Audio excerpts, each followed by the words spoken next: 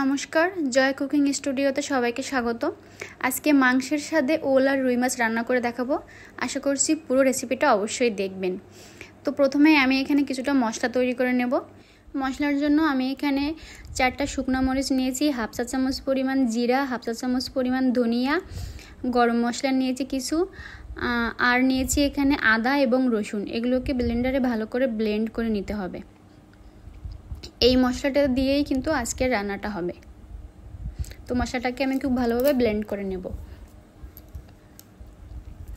কয়েক পিস রুই মাছ নিয়েছি, মাছগুলোকে লবণ হলুদ মাখিয়ে নেব। এরপর মিডিয়াম টু লো আছে মাছগুলোকে একটু সময় নিয়ে খুব ভালোভাবে ভাজি করে নেব। মাছগুলোকে অবশ্যই মিডিয়াম টু লো আছে ভাজি করে নিতে হবে। তো দেখুন আমার মাছ ভাজি প্রায় হয়ে গেছে। এই পর্যায়ে মাছগুলোকে আমি তুলে নেব। এখন অবশিষ্ট তেলের ভিতরে হাফ কাপ পরিমাণ পেঁয়াজ কুচি দিয়ে দিলাম। পেঁয়াজগুলোকে আমি প্রায় 2-3 মিনিট সময় নিয়ে ভাজি করে নেব। খুব বেশি ভাজি করা যাবে না, আবার একদম কাঁচাও থাকবে না। তো পেঁয়াজগুলো ভাজি হয়ে গেছে। এখন একটা তেজপাতা 2 খণ্ড করে দিয়ে দিলাম। জালটা আমি এখন একদম লো করে দিয়েছি। এর ভিতর যে মশলাটা আমি তৈরি করেছিলাম সেই মশলাটা দিয়ে দেব। তো মশলাটা দিয়ে একটু ভালোভাবে নেড়ে চেড়ে নিলাম। এবার বাটিতে থাকা বাকি মশলাগুলোকে একটু জল দিয়ে ধুয়ে দিয়ে দেব। আঁচটা লোই রেখেছি। এখন আমি এখানে প্রয়োজন মতো লবণ দিয়ে দেব। আমি এখানে প্রয়োজন মতো লবণ দিয়ে দিয়েছি। এবার হলুদ দিয়ে দেব। এবার মশলাটাকে একটু সময় নিয়ে ভালো করে কষিয়ে নিতে হবে। তো আমার মনে হলো তেলটা একটু কম, তাই অল্প পরিমাণ তেল অ্যাড করে দিলাম। এবার কিছুটা সময় নিয়ে মশলাটাকে খুব ভালোভাবে কষিয়ে নিতে হবে। এই মশলাটা কাঁচা থাকলে কিন্তু স্বাদটা একদমই ভালো আসবে না। তো এই মশলাটাকে খুব ভালোভাবে কষিয়ে নিয়েছি। উপর থেকেও কিছুটা তেল ছেড়ে দিয়েছে।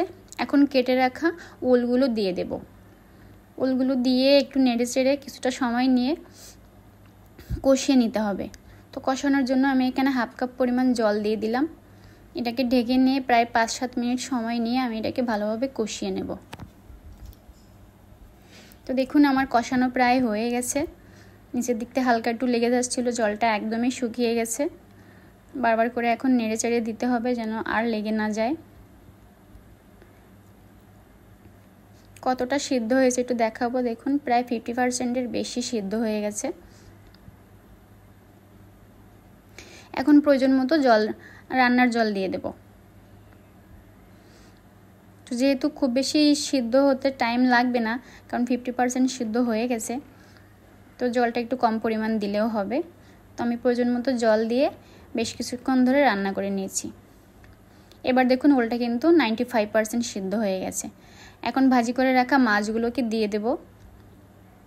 মাছগুলো দিয়ে আমি প্রায় আরও 8 থেকে 10 মিনিটের মতো রান্না করে নেব। এভাবে রান্না করলে কিন্তু ওলের স্বাদটা একদম মাংসের মতো আসবে এবং কালারটাও একদম মাংসের মতোই আসবে। তো কয়েকটা কাঁচামরিচ আমি এখন উপর থেকে দিয়ে দিলাম। ঢেকে প্রায় 10 মিনিটের মতো রান্না করে নিয়েছি। তো দেখুন রান্নাটা একদম হয়ে গেছে। এই পর্যায়ে আমি হাফ চা চামচ পরিমাণ গরম মশলার গুঁড়া উপর থেকে দিয়ে এবার তরকারিটাকে নামিয়ে নেব। তো দেখুন আমি নামিয়ে নিয়েছি। আর রঙটা কেমন সুন্দর হয়েছে। ভালো লাগলে অবশ্যই বাসায় ট্রাই করবেন। নমস্কার।